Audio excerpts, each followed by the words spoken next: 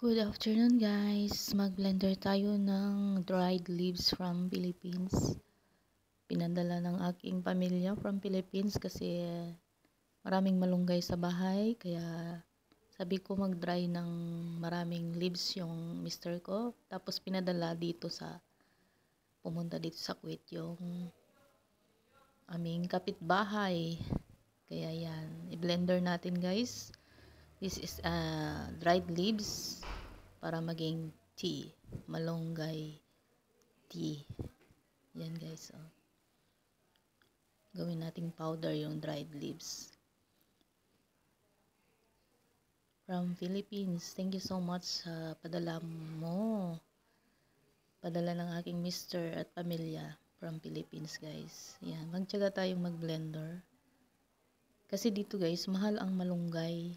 Ang isang tali is 90 pesos. Ilang piraso lang yun na tangkay ng malunggay. Kaya ganyan, sabi ko mag-dry siya ng marami kasi libre naman, maraming malunggay dun sa bahay. Kaya nagtiyaga siyang nag-dry yung mister ko tsaka yung mga anak ko.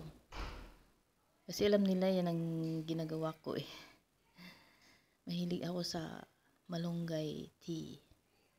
Ito guys is organic, wala siyang chemicals, kaya kapag marami kayong mga malunggay diyan, mag-dry lang kayo ng leaves ng malunggay tapos i-blend nyo guys.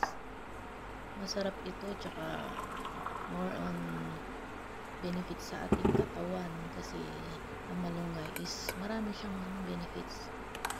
This is a super, they call this as a super vegetables.